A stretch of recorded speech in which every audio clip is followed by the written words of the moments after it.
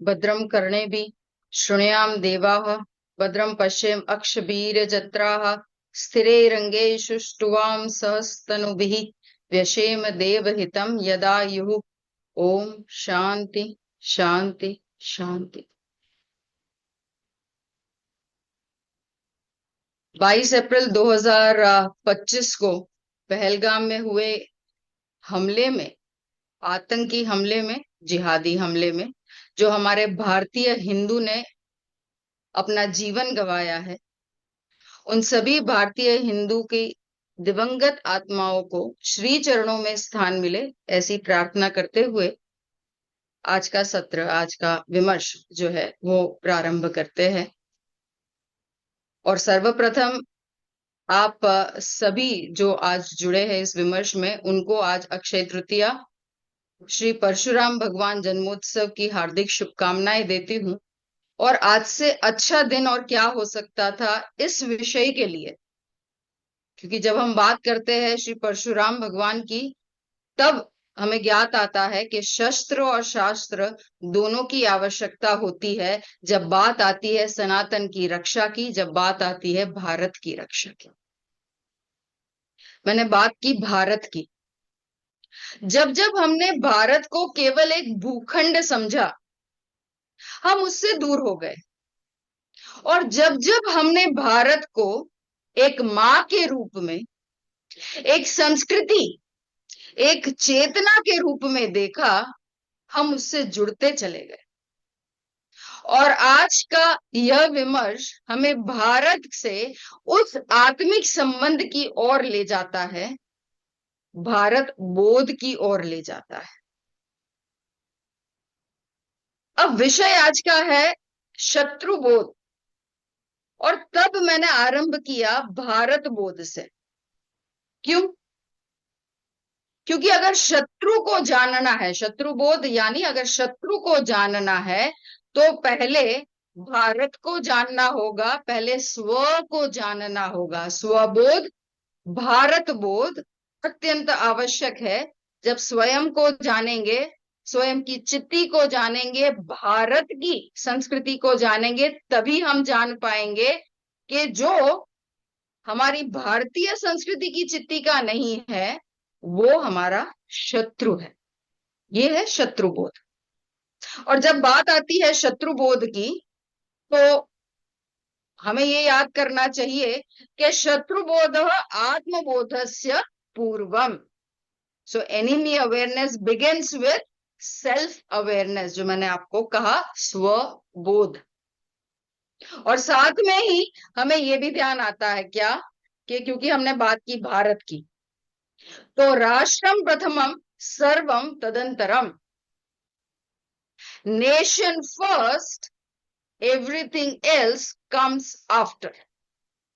आज जब मैं आपको ये मुझे ध्यान आया, जब मैं ये बोल रही हूँ, तो एकदम से मैं आज से 25 वर्ष पीछे चली गई, जहां पे मुझे याद आया कि when I was getting trained, when I got selected for army officer, तो हमारी एकेडमी में ट्रेनिंग होती है। Before we are commissioned as an army officer, हम आर्मी ऑफिसर एज कमीशन हो, उससे पहले हमारी एकेडमी में ट्रेनिंग होती है। और इस ट्रेनिंग के दौरान हम बहुत सारी पढ़ाई करते हैं, काफी सारा हमारा अध्ययन होता है। तो साथ में हमारा एक प्लेज होता है, जो हम प्रतिदिन, हर एक ऑफिसर कैडेट ये प्लेज लेता है। क्योंकि अभी मैंने राष्ट्र प्रथम की बात की, उससे एकदम से मुझे याद आया। तो वो प्लेज हम क्या लेते हैं? हम ये प्लेज लेते हैं that the safety, honour and welfare of the country comes first, always and every time. The safety, welfare and comfort of the men under the command comes second, and your own ease, comfort and safety comes last, always and every time. और आगे जब हम इस वक्तव्य में जाएंगे, तो मैं आप समझेंगे कि ये केवल एक भारतीय सैनिक जो वो यूनिफॉर्म धारण करता है उसके लिए ये शपथ नहीं है, बल्कि हम सब भारतीय नागरिक के लिए ये शपथ होनी चाहिए। आगे आपको विमर्श में जब हम जाएंगे तो आपको वो भी ज्ञात होगा, बट आई एम श्योर जब आपने ये प्लेज सुना है तब आप इस चीज से निश्चिंत हो गए होंगे कि क्यों हम सब भारतीय नागरिक को ये शपथ लेनी चाहिए कि हमारा राष्ट्र सर्वप्रथम आता है और हम उसके बाद आते हैं। तो आगे बढ़ते हैं अब विषय पे, शत्रुबोध। अब शत्रुबोध माने क्या, कि जैसे मैंने बताया स्वबोध। तो अच्छा, साथ बिफोर आई स्टार्ट मैं हम सबको ये बताना चाहती हूँ कि हम तीन चीज को साथ में लेके चलेंगे इस वक्तव्य में, शत्रुबोध, स्वबोध, भारत बोध।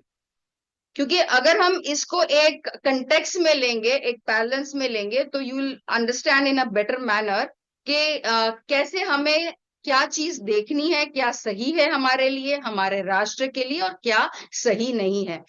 मुझे एक्चुअली ऋचा जी ने बताया था कि हमारे दक्षिण से भी बहुत सारे यहाँ जुड़े हैं साथ में आज इस विमर्श में। तो उन्होंने कहा था हिंदी इंग्लिश दोनों आप बोलिएगा, सो इस वजह से मैं दोनों भाषाओं का प्रयोग कर रही।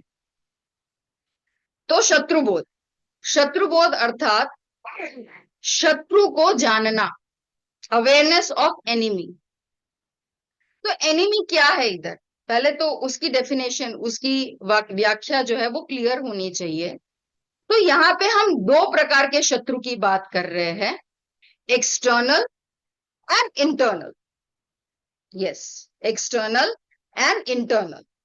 तो it is not just to know कि हमें केवल एनिमी क्या है वो नहीं जानना है, हमें उसका जो स्वभाव है, जो चित्ती है, वो जाननी आवश्यक है। क्योंकि मैंने बात की चित्ती की, तो तब मुझे ध्यान आता है कि हर एक व्यक्ति का एक व्यक्तित्व होता है, उसकी एक चित्ती होती है, उसका स्वभाव होता है। उसी हिसाब से हर एक राष्ट्र की भी चित्ती होती है। क्योंकि हम बात कर रहे हैं भारत की, तो भारत की चिट्ठी में क्या है, भारत का अर्थ क्या है, भारत का अर्थ क्या है। तो भा में हम बोलते हैं, भा क्या है, भा है लाइट, भास्कर, भानु। तो वो जो सदैव ज्ञान रूपी प्रकाश में रत है वो है भारत। हम उस भारत की बात कर रहे हैं, ये है हमारी भारत की चिट्ठी। और सामने, क्योंकि आज हम पहलगाम अटैक जो हुआ है उसमें हम शत्रुबोध की बात कर रहे हैं, तो सहज रूप से हम बात कर रहे हैं पाकिस्तान की। तो हमने जाना कि भारत की चिट्ठी क्या है, तो वैसे पाकिस्तान की चिट्ठी भी होनी चाहिए। वो क्या है, उसका स्वभाव क्या है। तो हमें ये जानना भी आवश्यक है कि पाकिस्तान का उद्भव कैसे हुआ। Pakistan was form by force, fraud and treachery. ये महर्षि अरबिंदो का लिखा हुआ है। And I would add religion, क्योंकि अब अगर हम देखें तो 16 अप्रैल 2025 को पाकिस्तानी आर्मी के जो चीफ है जनरल आसिम मुनीर, उनको मुल्ला मुनीर भी कहते हैं, आप सब न्यूज में बहुत ज्यादा देख रहे होंगे। तो 16 अप्रैल 2025 को उन्होंने जो ओवरसीज पाकिस्तानियों के लिए उन्होंने एक वक्तव्य दिया था ग्लोबल प्लेटफॉर्म पे। तब उन्होंने बहुत क्लियरली टू नेशन थ्योरी की बात की थी और कहा था कि हिंदू और हम, दैट इज मुस्लिम, जो पाकिस्तान में, हम एक नहीं है, we are different in each and every means. और हम एक राष्ट्र भी नहीं है, we are not one nation. और हमारा जो पार्टीशन हुआ था वो रिलीजन के बेसिस पे हुआ था, इसलिए हम दो नेशन है। ये है पाकिस्तान की चिट्ठी, ये है इसका एग्जिस्टेंस, फाउंडेशन। तो आप समझिए कि जिसका जो फाउंडेशन है, आगे जैसा सीड है वैसा ही वृक्ष निकलेगा। तो हमें यह जानना आवश्यक है, first of all the basic difference जो मैंने आपको बताया। साथ में क्योंकि हम बात कर रहे हैं चिट्ठी की, मैंने बात की आर्मी की, तो ये भी जान लेते हैं कि पाकिस्तान आर्मी की, क्योंकि मैंने बात की, तो पाकिस्तान आर्मी का मोटो क्या है। You will be surprised and shock to know कि पाकिस्तान आर्मी का मोटो है ईमान, तकवा, जिहाद भी सबीलल्लाह। जिसके, क्यों मैंने आरंभ में जिहाद शब्द का प्रयोग किया, सोच समझ के किया। क्योंकि जब हम बात करते हैं आतंक की, तो आतंक क्या है? आतंक माने अफरा तफरी मचाना, दहशत मचाना। तो वो आंख बंद करके होता है और कुछ नहीं देखा जाता, and it is like a free spring. लेकिन जो हुआ वो है, हिंदुओं को अपना नाम, अपना धर्म पूछ के कलमा नहीं पढ़ने में आया, तो पॉइंट ब्लैंक रेंज से गोली मारी गई। क्यों? क्योंकि इसका फाउंडेशन, इसके रूट्स पाकिस्तानी आर्मी में है, जिसका मैंने मोटो अभी आपको बताया। जिसके मोटो में जिहाद है, तो कृत्य भी वही होंगे। साथ ही में, क्योंकि हमने पाकिस्तान आर्मी का मोटो जाना, हमें भारत का भी मोटो जानने की आवश्यकता है। जो इंडियन आर्मी है, उसका मोटो क्या है? उसका मोटो है सर्विस बिफोर सेल्फ, सेवा परमो धर्म। और यहाँ पे हम सबको ये जानना आवश्यक है कि धर्म, जब हम सनातन में बात करते हैं, is not religion, it is duty, it is responsibility. So service before self towards what? Towards nation, towards my nation people. जो हमने आपको आरंभ में बताया, प्लेज जो है कि राष्ट्र प्रथम का फाउंडेशन है इंडियन आर्मी का भी और हमारे भारत का। इसीलिए हम माँ कहते हैं, इसे हम उसे संस्कृति कहते हैं। जो हम, ये नहीं है कि केवल भारत जो है कुछ बाउंड्रीज से बंधा है, नहीं। भारत केवल एक देश नहीं है, वो एक दृष्टि है। वो केवल सीमाओं से नहीं बंधा है, वो राष्ट्र एक संस्कृति है। इसीलिए वो संस्कृति की जो चेतना है, उसका नाम है Bharat Bodh. So this is the चिति, this is the foundation, the स्वभाव जिसकी हम बात कर रहे हैं, जिसमें आपको बहुत इजीली, बेर मिनिमम, आप एक एक करके पॉइंट्स लीजिएगा, तो पहले आपको ये डिफरेंस जो मैंने बताया, जिससे आप आइडेंटिफाई कर सकते हैं। दूसरी चीज, कि जैसे मैंने बताया चिति है शत्रुबोध में, दूसरा है उसकी स्ट्रैटेजी क्या है। तो जब हम बात करते हैं स्ट्रैटेजी की, तो साथ में अभी हम क्या देखा हमने, कि जैसे ही 22 अप्रैल का ये पहलगाम अटैक हुआ, उसके बाद दोनों राष्ट्रों ने, पाकिस्तान ने और भारत ने, कैसे अपने आगे बढ़े कार्यों में। तो हमने देखा इंडस वाटर ट्रीटी हुई, हमने देखा कि भाई जो डिप्लोमैट्स है उसकी हमने वापस बुलाया, वीजास कैंसलेशन हुए, बहुत सारे नॉन मिलिट्री एक्शंस हुए। उसके अलावा काइनेटिक मिलिट्री है, वो बाद में आएगी, बट ये पहले हुए, राइट। उन्होंने, और उसके सामने पाकिस्तानी आर्मी ने क्या किया? आई एम श्योर आप सबने न्यूज में देखा होगा कि पाकिस्तानी आर्मी चीफ से लेके उनके जो सबसे सीनियर ऑफिसर्स है, सबकी फैमिलीज को पाकिस्तान से बाहर, यूएस, यूके, ऑस्ट्रेलिया, हर जगह भेज दिया गया। अभी Pakistani army is not to be seen anywhere. समझिए वो क्या करते हैं। पाकिस्तानी आर्मी जो जिहाद करती है, वो क्या अपने सोल्जर्स को भेजती है?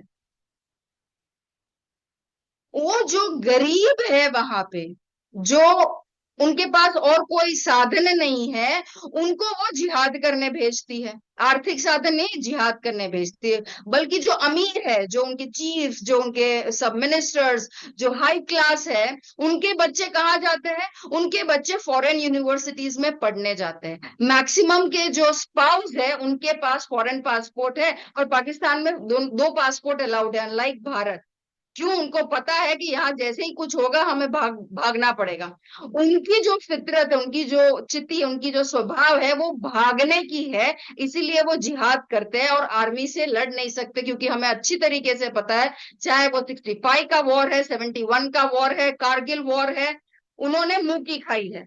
It has happened for the first time in the military history के 96,000, I think almost 1 lakh prisoners of war पकड़े गए थे 71।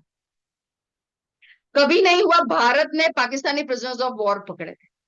वो डरते हैं इंडियन आर्मी से। वो ऐसी आर्मी है कि कारगिल में जो उनके जवान शहीद हुए, उनके सोल्जर्स शहीद हुए, उनकी बॉडीज तक को पहचानने के लिए इनकार कर दिया, लेना तो दूर की बात है। ये है उनका फाउंडेशन, ये है उनकी चिति। इसलिए वो छुप के वार करते हैं, वो जिहाद करते हैं, क्योंकि उनके फाउंडेशन में वो है। In the other hand that is why you see the same thing जो पाकिस्तान ने इलीगली ऑक्यूपाई किया है जम्मू कश्मीर, उसमें क्या है हम देख रहे हैं कि वहां पे त्रासदी है, जबकि हमारा जो कश्मीर अभिन्न अंग है उसमें इकोनॉमिकल ग्रोथ है। मैं ये कह सकती हूँ क्योंकि मैं 2007, 2008, 2009 में कश्मीर बारामूला में एज आर्मी ऑफिसर पोस्टेड थी। मैंने वहां काम किया है, ग्राउंड पे काम किया है, जो आपने मेरे इंट्रोडक्शन में बताया। और उसके बाद 2024 में कारगिल विजय ज्ञान यात्रा आप गूगल करेंगे, you will get to know Kargil Vijay Gyan Yatra जो हमने की। अगेन उसके पीछे एक बहुत बड़ा कारण था, जो 25 वर्ष पूर्ण हुए कारगिल युद्ध को, उसके उपलक्ष्य में की थी। और तब का जो कश्मीर है उसमें जमीन आसमान का फर्क है। क्यों? Because of article 370 abrogation. ये भारत करता है। स्ट्रैटेजी की बात की हमने, जब हम शत्रु को पहचानते हैं। अब जब भी हम भारत के परिप्रेक्ष्य में सोचते हैं तो हमें तब ध्यान में आता है वेद है, उपनिषद है, पुराण है, जिसमें शत्रु की परिभाषा की गई है। Again not only physical, but हमें यह भी जानना है कि जो अधार्मिक है, इसमें अगेन क्या है, it's not religion, please understand. जो भी आपको कभी भ्रमित करे, इसलिए भारत बोध हमारा होना आवश्यक है, स्वबोध होना आवश्यक है। हमारे संस्कृति, हमारे जो संस्कार है, वो भी जानना आवश्यक है कि जब कोई बोलता है धर्म बाहर में, तो that is not religion for us, it is our duty, it is righteousness. तो अधर्म इज अनराइटियसनेस, तो वो भी शत्रु है। सो मुझे बताइए, जब जिहाद होता है या आतंकवाद होता है तो क्या किया जाता है कि वो निहत्तों को मार रहे हैं, जैसे अभी हमने देखा, because they are afraid to fight with army. वो सेना, भारतीय सेना से लड़ने में वो है ही नहीं, दे आर नॉट कैपेबल, सक्षम नहीं है वो, राइट। इस वजह से ये भी आवश्यक है, जो अनराइटियस है, जो अधर्म पे चलता है, वो भी शत्रु है। दूसरा, हमारे वेद उपनिषद पुराण में क्या बताया गया है, जो हमारी परिप्रेक्ष्य है उसमें, कि मोह, डिल्यूजन जो क्रिएट करता है वो शत्रु है। डिल्यूजन मतलब क्या, आज के परिप्रेक्ष्य में अगर हम देखें, इज जो गलत विमर्श फैला रहा है, फॉल्स नैरेटिव, ये आज का वॉरफेयर है। गॉन आर दोस डेज जब हम मैन टू मैन कॉम्बैट करते थे। आज का समय है इंफॉर्मेशन वॉरफेयर का, जो हम सोशल मीडिया पे लड़ रहे हैं, अलग अलग टाइप के इंफॉर्मेशन वॉरफेयर, नैरेटिव वॉरफेयर है ये। और जब हमें गलत विमर्श, रॉन्ग नैरेटिव परोसा जा रहा है, कौन परोस रहा है, कैसे परोस रहा है, वो भी आइडेंटिफाई करना है, क्योंकि वो शत्रु है। वो कब आइडेंटिफाई कर पाओगे, जब आप स्व का बोध होगा, आपको भारत का बोध होगा, तब तब आप सही विमर्श आगे रख पाओगे। हमें इसी मैं तो एक आर्मी ऑफिसर हूं, और मैं कभी भी ये नहीं कहूंगी कि आप बिना हथियार, बिना एम्यूनेशन के युद्ध लड़ने चले जाओ। तो हथियार और एम्यूनेशन तो चाहिए युद्ध के लिए, फिर चाहे वो AK-47 या रॉकेट लॉन्चर हो ऑन द फील्ड, या चाहे वो सही विमर्श हो जब धर्म युद्ध हो रहा हो। आज आवश्यकता इन दोनों की है। और आज हम इस विमर्श में इसीलिए यहाँ एकत्रित हुए हैं कि कहीं पे भी ये फॉल्स नैरेटिव ना हो, ये भी शत्रु है, ध्यान रखिए। आगे हम इसके बारे में और चर्चा करेंगे। लोभ, ग्रीड, ऑफ कोर्स ये तो हमें पता ही है, सबको कहने की आवश्यकता नहीं है, वो एक्सटर्नल भी नहीं है, इंटरनल। ये सब जो मैं अभी आपको बता रही हूं, प्लीज इसको दोनों कंटेक्स्ट में देखिएगा, भारत के बाहर भी, भारत के अंदर भी ये शत्रु है। शत्रु केवल बाहरी नहीं है, आंतरिक भी है, जो मैंने बहुत आरंभ में बताया। तो ये मैं जितने पॉइंट्स बता रही हूं, आप दोनों कंटेक्स्ट में देखिएगा। End of course the last is aggressive forces, जो धर्म को डिस्ट्रॉय करना चाह रहे हैं, राइटियसनेस को जो डिस्ट्रॉय करना चाह रहे हैं, वो बाहरी ताकत है। अब मैं जब बाहरी ताकतें बोल रही हूँ, not necessarily means outside Bharat, but with in Bharat also, जो भारत को खोखला करने की अगर कोशिश कर रहे हैं, तो अंदरूनी वो जो ताकतें हैं, वो भी जब धर्म को, राइटियसनेस को तोड़ने की कोशिश करेगी, ऑर्डर को तोड़ने की कोशिश करेगी, वो भी शत्रु है। तो इससे हमें ये तो पता चल गया कि दो है शत्रु, बाहरी शत्रु और अंदरूनी शत्रु। तो जब बाहरी शत्रु की बात करते हैं तो वो क्या है, जैसे हमने पाकिस्तानी आर्मी की, चाइना की, वी नो दैट, और अभी बांग्लादेश भी जो कर रहा है वो भी हम देख रहे हैं। तब मुझे हमारे जो सर्वप्रथम सीडीएस है जनरल बिपिन रावत, उनकी बात याद आती है कि भारत 2.5 मोर्चों पे लड़ रहा है। तब उन्होंने जो कहा था 2.5 मोर्चों पे लड़ना, वो ये था कि पाकिस्तान, चाइना और भारत के अंदर रह रहे भारत के शत्रु, उन्होंने बहुत क्लियरली कहा था ये। और मैं अभी कह रही हूँ कि इसमें प्लस 0.5 और ऐड कर दो, ये जो 0.5 है उसमें और हो जाए, क्योंकि बांग्लादेश जो है वो भी इसमें ऐड हो गया है, क्योंकि अभी वो गलत नेतृत्व में है। तो हम ये पूरे फ्रंट पे अपनी लड़ाई लड़ रहे हैं। और इसमें 0.5 जो अंदरूनी बताया, उसमें हाल ही में, क्योंकि एनईएसटी भारत जो है, अभी मुझे जब ऋचा जी का बात हुई तो कर्णावती में है, तो जो गुजरात से है वो भली भांति जानते हैं, आई एम श्योर भारत में न्यूज में भी बहुत आया है कि कैसे Karnavati, that is Ahmedabad, which many of you don't know but it has to be Karnavati. अच्छा, इस पे क्योंकि मैं बोल रही हूँ नाम पे, तो ये भी एक बोध की आवश्यकता है कि फॉल्स नैरेटिव वाली जो बात हुई है, विमर्श की बात हुई है, सॉरी मैं थोड़ा डाइग्रेस हो रही हूँ, बट ये एक बात बोली इसलिए जरूरी है जानना कि जब बात आती है नाम की, तो क्या लिख के आता है? अच्छी बात है, गवर्नमेंट सुधार रही है चीजों को अच्छी तरीके से, बट हमें ये जानना आवश्यक है जब ये बोला जाता है अरे नाम बदले जा रहे हैं, इलाहाबाद नाम था प्रयागराज कर दिया, अहमदनगर नाम था अहिल्या नगर कर लिया, तो प्लीज ये समझिए ये नाम बदले नहीं जा रहे, ये सुधारे जा रहे। बदले उन्होंने थे, इलाहाबाद हमारा नाम कभी रहा ही नहीं, उन्होंने रखा था, बदले उन्होंने थे। हम we are getting back to the right names, हम सुधार रहे हैं, तो ये किसे कहते हैं? विमर्श की लड़ाई। तो कभी अगर कोई आपको ये कहे तो प्लीज आप सुधारिएगा, प्लीज डोंट टेल मी कि भाई सरकार अभी ऐसा नहीं बोल रही, हर चीज सरकार नहीं करती प्लीज। एज भारतीय नागरिक हमारा भी कर्तव्य है कि राष्ट्र हमारा भी है, केवल सरकार और सेना का नहीं है। भारतीय नागरिक होने का कर्तव्य है कि हम पूछे राष्ट्र ने हमारे लिए क्या किया, ये नहीं, हम ये पूछे कि हमने राष्ट्र के लिए क्या किया है। समय आ गया है, ये भी स्वबोध है, ये भी भारत बोध है, क्योंकि हमारे शास्त्रों में ये लिखा है हम राष्ट्र के लिए क्या कर सकते हैं। तो कोई अगर गलती से भी ये बोले तो बोलो नाम बदला नहीं, सुधारा गया है। तो क्योंकि नाम की अभी बात आ रही थी इसीलिए, तो चाइना, ये सब जो मैंने आपको बताया आउटर एनिमीज। हाँ, तो मैंने बताया, सॉरी, यस, मैं 0.5 की बात कर रही थी कि कर्णावती जो है वहां पे और सूरत पे अभी 1000 से ज्यादा इलीगल बांग्लादेशी को पकड़ा गया है, जो अवैध रूप से बांग्लादेश से आए हुए व्यक्ति यहाँ पे रह रहे थे, उनको पकड़ा गया 1000 से ज्यादा। और अभी उनके जो भी उन्होंने गलत वहां पे निवास बनाया था उस पर डिमोलिशन भी हो रहा है। तो ये भी अंदर के शत्रु है, पहचाने आपके आजू बाजू में कौन अपना है कौन नहीं, ये पहचाने। कब पहचानेंगे? जब आप ये सब जानेंगे जो मैंने आपको आरंभ से बताया। तो we are fighting a 3 front war like this. मैंने बात की बाहरी शत्रु की, आउटर एनिमी की, तो जो भारत की सोवर्निटी पे, उसके कल्चर पे, उसके संस्कार पे, हमारे ट्रेडिशन पे, हम जब बात करते हैं संस्कार की, सभ्यता की, हमारे सिविलाइजेशन पे, अस्तित्व पे वो आक्रमण कर रहे हैं आउटर एनिमीज। ये हमें जो बाहरी दिख रहा है, ये सब फिजिकल दिख रहा है। तो कैसे फिजिकल दिख रहा है, अभी मैं एक एक करके थोड़ा आई जस्ट टच अपॉन। ये बहुत बड़ा टॉपिक है, समय कम है, बट मैं प्रयत्न कर रही हूँ कैसे भी थोड़ा थोड़ा थोड़ा हम टच कर ले, ये बीजारोपण हो आप सबके मन में, ताकि और आप जाके पढ़े इसके बारे में, इसका बोध करे, जाने, और इसके बारे में आपको और ध्यान रहे। तो मैंने बात की कल्चर की, संस्कार, हमारे सभ्यता की। तो भारत बोध, क्योंकि अब इसमें हम ले लेते हैं, तो क्या आक्रमण कर रहे हैं? हम मैक्सिमम देखते हैं कि वेस्टर्न कंसेप्ट बहुत आ रहा है। हमने संस्कार की बात की और उसमें सबसे इंपॉर्टेंट मुझे विवाह संस्कार लगता है।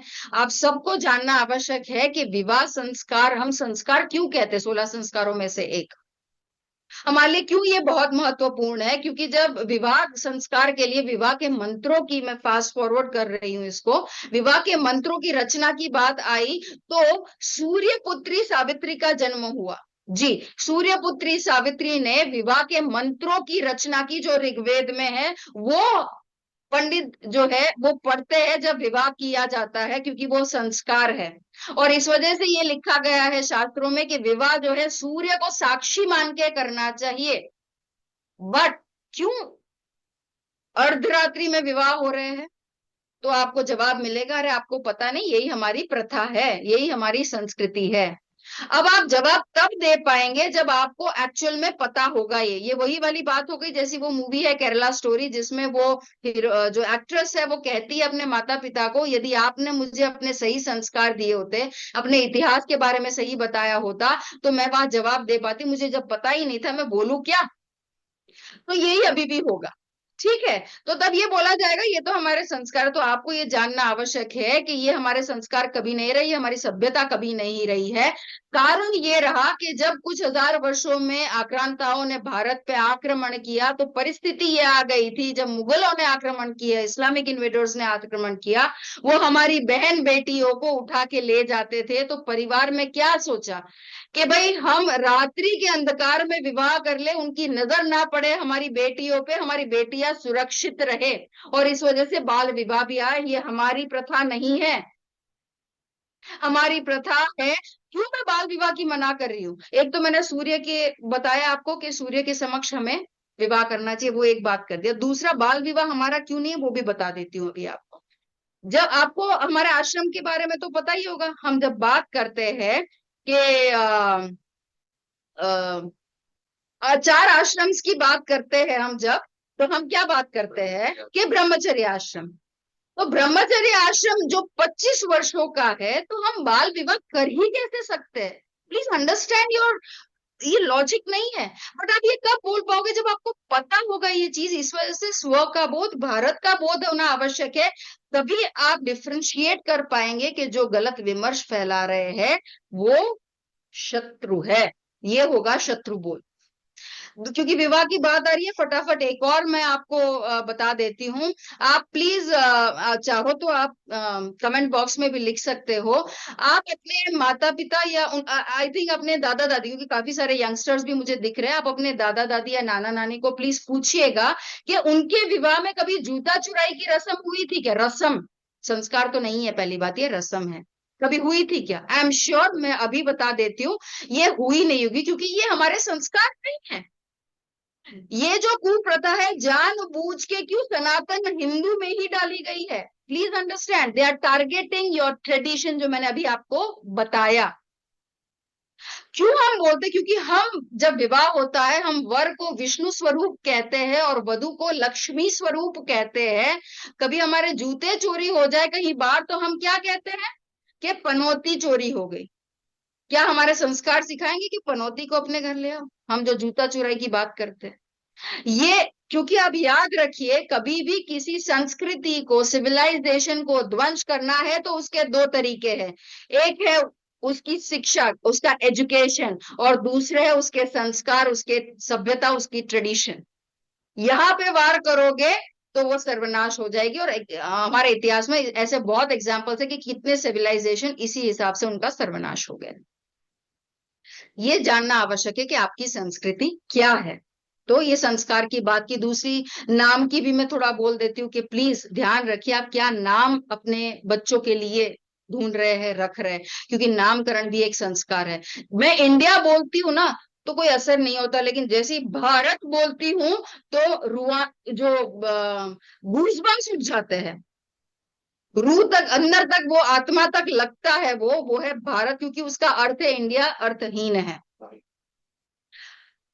नेक्स्ट चीज, क्योंकि बात आती है ट्रेडिशन की, आउटर एनिमी की, शत्रु को पहचानने की, तो साथ में हमें यह भी जानना जरूरी है कि हर एक शत्रु को कैसे लड़ा जाए।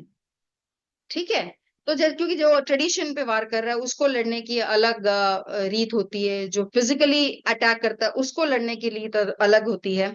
तो तब मुझे याद आता है, क्योंकि हम इस वर्ष त्रिशताब्दी मना रहे हैं पुण्य श्लोक लोकमाता अहिल्या देवी होलकर की, तो मुझे याद आता है कि जब ये समय आया कि उनको मालवा का चार्ज अपने हाथ में लेना पड़ा, तो सबको ये लगा, क्योंकि अनफॉर्चुनेटली बहुत ही कम आयु में उनके जीवन में उनके पति की मृत्यु हो गई, उनके पुत्र की मृत्यु हो गई, उनके ससुर जी जो उनके गुरु समान थे, उनकी सासू माँ, ये सबकी मृत्यु हो गई। तो जो अड़ोसी पड़ोसी थे उनको लगा कि अब मालवा को संभालने वाला कोई है नहीं, तो अब हम अपना आधिपत्य जमा सकते हैं, उस पर आक्रमण कर सकते हैं। तो ऐसे ही रघुनाथ राव ने ये सोचा और मालवा पे आक्रमण करने की बात सोची उन्होंने। तब वो शत्रु ही है क्योंकि वो आपके राज्य पे आक्रमण करने की कोशिश कर रहा है। अहिल्या देवी होलकर ने तब क्या किया, जैसे ही उनको ये ज्ञात हुआ, उन्होंने मल्टीप्रोंग अटैक, जैसे क्योंकि पहलगाम की बात हो रही है, पाकिस्तान पे अटैक की बात हो रही है, और हम इस बार अभी जान चुके हैं, लेटेस्ट अभी कुछ मिनटों पहले जो न्यूज आई है कि हमारे प्रधानमंत्री ने सभी सेना के जो चीफ, सेना मतलब एयरफोर्स आर्मी नेवी के सभी चीफ को ये आदेश दे दिया है, जैसे वो हिंदी मूवी है ना कि मारेंगे तो हम तुम्हें, बट समय भी हमारा होगा, जगह भी हमारे होगी, और कैसे मारना है वो भी हम ही तय करेंगे। तो उन्होंने वो छूट दे दी है, तो वो तरीका है। तो जैसे ही उनको पता चला अहिल्या देवी होलकर को ये, तो उन्होंने अलग अलग तरीके ढूंढे। क्या? एक तो उन्होंने जो उनके मित्र राज्य थे उनको पत्र लिखा कि भाई ऐसा हो सकता है, आप अपनी सेना तैयार रखिए अगर कुछ आवश्यकता हो तो। उन्होंने जो अपने तब के आर्मी चीफ थे उनको पत्र लिखा, और पत्र सुनिए कितना इंपॉर्टेंट है। उन्होंने ये लिखा, अगर आप भोजन कर रहे हो तो हाथ धोए बिना आ जाइए, इतनी अर्जेंसी है। देखो हर एक की टैक्टिक्स की क्या तरीके होते हैं, वो पढ़ के व्यक्ति को एहसास हो जाए कि व्हाट इज द अर्जेंसी। तीसरी चीज उन्होंने की, अपने जो राज्य है उसमें उन्होंने महिला सेना तैयार की। अब इंपॉर्टेंट आता है उनके विवेक का, जब उन्होंने क्या किया, उन्होंने पत्र लिखा रघुनाथ राव को जो शिप्रा नदी पे अपनी सेना लेके आ गया था, और उन्होंने ये कहा कि भाई आप रघुनाथ जी, आप शिप्रा नदी पे अपनी सेना तो लेके आए, यदि आपने शिप्रा नदी पार की तो आपको मेरी महिला सेना का सामना करना पड़ेगा। यदि इस युद्ध में हम हार गए तो भी इतिहास में हमारा नाम लिखा जाएगा, क्योंकि हमने अपनी महिला सेना से आपसे लड़ाई की। लेकिन यदि आप इस युद्ध में हार गए तो इतिहास में आप कलंकित होकर रह जाएंगे, क्योंकि आप मेरी महिला सेना से हारे हैं। विवेक का प्रयोग किया उन्होंने। ये पत्र पढ़ के रघुनाथ राव ये कहते हैं कि भाई तुम कह रहे थे ये अबला विधवा है, क्या तुम्हें ये अबला विधवा के स्वर लगते हैं? ये शेरनी के स्वर है, और मैं इस शेरनी से युद्ध नहीं करूंगा। तो इसमें हमें क्या जानने को मिलता है कि जैसा शत्रु वैसा उसका उपाय। तो जीतना आवश्यक है, लड़ना नहीं। हमें अपने शत्रु से जीतना है। अगर हमें शस्त्र का उपयोग करना पड़े तो, अगर हमें शास्त्रों का उपयोग करना पड़े तो, लेकिन वो आप तभी कर पाओगे जब आप अपने शत्रु को जानोगे। अहिल्या देवी जानती थी वो शत्रु। दूसरी बात की हमने इनर, वो आउटर एनिमी की बात की। अब हमें बात करते हैं अंदरूनी शत्रु की। उसमें भी अगेन दो है, फिजिकल एंड साइकोलॉजिकल। ठीक है, जो मैंने आपको दो बताया, फिजिकल क्यों बताया, अभी एक बताया जो गैर कायदे से जो बांग्लादेशी हमारे देश में रह रहे हैं। 2016 की रिपोर्ट है जिसमें किरण रिजिजू जी ने राज्यसभा में प्रश्न का उत्तर देते हुए उन्होंने कहा था कि भारत में 2 करोड़ इलीगल बांग्लादेशी है। अब हमें ये जानना है हमारे आजू बाजू कौन है। ये हो गया फिजिकल। दूसरा फिजिकल क्या हुआ, आप न्यूज में एक शब्द का प्रयोग सुन रहे होंगे, OGW, that is over ground workers. Pahalgam के संदर्भ में मैं बता रही हूँ, हमारा आज का टॉपिक है पहलगाम का। OGW, ओवर ग्राउंड वर्कर्स क्या है, वो वहां के जो लोग हैं जिन्होंने इन जिहादियों की, आतंकवादियों की मदद की इस पूरे कृत्य में, वो है OGW, जिनको पकड़ पकड़ के सेना, CRPF जो हमारी पैरामिलिट्री फोर्सेस है, पुलिस फोर्सेस है, सब मिलके ढूंढ रहे हैं वहां पे। ये हमारे आजू बाजू अंदर है, लेकिन शत्रु है, और वो हमें दिख रहे हैं, फिजिकल रूप में है। आवश्यकता क्या है, पहचानने की। दूसरा मैंने बोला आपको साइकोलॉजिकल, अंदर में भी। अब वो क्या है, जो फियर, जो कंफ्यूजन, इल्यूजन पैदा करते हैं, आपको मॉरली वीक करने की प्रयास करते हैं, वो है साइकोलॉजिकल वॉरफेयर। तो उसमें क्या है, मिस इंफॉर्मेशन, डिस इंफॉर्मेशन, जो गलत विमर्श पैदा करते हैं, जो ये बोलते हैं कि इंडस वाटर ट्रीटी बंद कर दोगे तो भाई तुम तो हमारे उत्तर भारत में बाढ़ ले आओगे। Have you gone mad? वहां कौन नौसिखिए बैठे हैं क्या? We have one of the bestest of our resources sitting on the top echelons. तो हमारा जो नेतृत्व है, चाहे वो पॉलिटिकल हो चाहे वो सेना का हो, वो सुरक्षित हाथों में है। क्यों? क्योंकि उनकी सोच राष्ट्र प्रथम की है, ये याद रखना। तो जो कोई आपको ये एक फियर साइकोसिस करने की प्रयत्न करता है, उसको पहले समझा दो कि भाई या बहन जो भी है, थोड़ा सांस ले लो। ठीक है, ये ध्यान रखना आवश्यक है। वो बोलते हैं अरे न्यूक्लियर वॉरफेयर ये हो जाएगा। जब 70 कारगिल का युद्ध हुआ था, तभी भी यही धमकी दी थी। उसके बाद जब हमने एयर स्ट्राइक की, सर्जिकल स्ट्राइक की, तभी भी यही धमकी दी थी। क्षमता नहीं है, क्योंकि वो पीठ दिखा के भागने वाले भगोड़े हैं। आवश्यकता क्या है कि आप विश्वास रखो अपने पे, अपने राष्ट्र पे, अपने राष्ट्र के नेतृत्व पे। तो ये जो अंदरूनी साइकोलॉजिकल वॉरफेयर है, ये भी समझो, ये भी शत्रु है। ठीक है। उसके बाद जैसे अंदरूनी और शत्रु की जो मैं अगर मैं बात करूं, तो वो क्या है? काम, क्रोध, लाभ, मोह, मद, डिजायर, एंगर, ग्रीड, डिल्यूजन, ये सब के पीछे ये सब कारण है। जो भी है शत्रु, जो मैंने अभी आपको इंटरनल बताया, एक्सटर्नल बताया, वो साइकोलॉजिकल बताया, इसका मूल ये है, ये सब है। यहीं से उद्भव होता है ये सब। तो इस वजह से हमारे उपनिषद में बहुत क्लियरली मेंशन है कि जो मोस्टली साइकोलॉजिकल जो आपको हिंट देते हैं कि हमारे ये शत्रु है, वो यहाँ से निकल के आते है। और इसीलिए कहा गया है यत पिंडे तत ब्रह्मांडे। या अगर मैं इसको और थोड़ा अभी आपको एक क्लियर या इजी थोड़ा बोलो भाषा में बोलूं, तो अगर कोई गुजराती है तो वो समझेगा कि जेवो अन्न एवो ओडकार, जैसा खाना वैसी डकार, जैसा मन वैसा विचार। यही है यत पिंडे तत् ब्रह्मांड। जो सूक्ष्म है, जब हम बात कर रहे हैं, तो इसमें सूक्ष्म की क्या बात कर रहे हैं? विचार, आइडियोलॉजी। विचार से उत्पन्न होती है आइडियोलॉजी, विचारधारा। उससे होती है वाणी, क्योंकि वही व्यक्ति बोलेगा। वहां से होते हैं उसके कर्म निश्चित, और जो वो कर्म निश्चित होती है, वो उसकी आदत बन जाती है। कर्म निश्चित आइडियोलॉजी क्या थी वहां? जिहादी, जो मैंने आपको बताया, पाकिस्तानी आर्मी की कर्म क्या कर रहा है? आतंकवाद, जिहाद फैलाना, जो हमने अभी पहलगाम में देखा, वो आदत बन गई है। क्यों?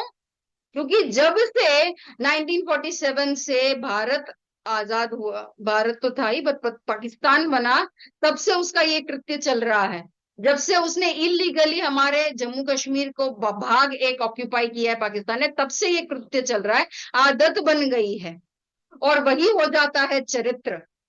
और फिर जो आपका चरित्र होता है, वो आपका भाग्य बनता है। और अब कुछ क्षणों में हम देखेंगे कि उसका भाग्य जो नियति में लिखा गया है, वो अब क्या होने वाला है। क्योंकि मैं ये क्यों कह रही हूं, फिर से हमें हमारे शास्त्रों को देखना चाहिए। तब हमारी बात आती है, मुझे याद आता है कंस, तब शिशुपाल की बात याद आती है। सी आगे, अच्छा, क्योंकि मैं अभी बात कर रही हूँ महाभारत की या आगे रामायण की, तो एक और चीज है, नेरेटिव की बात या अपने कल्चर को गलत बताने की बात। आपको ये शब्द का बहुत इजीली प्रयोग करना सिखाया होगा, जिसको कहते हैं माइथोलॉजी। हमारे इतिहास को उन्होंने माइथोलॉजी बना दिया। हमारे रामायण महाभारत को, जो हमारा इतिहास है, सुवर्ण इतिहास है, उसको उन्होंने क्या बना दिया? मिथ है। ये तो काल्पनिक है। यहाँ प्रहार किया है, ये है शत्रुबोध, याद रखिएगा।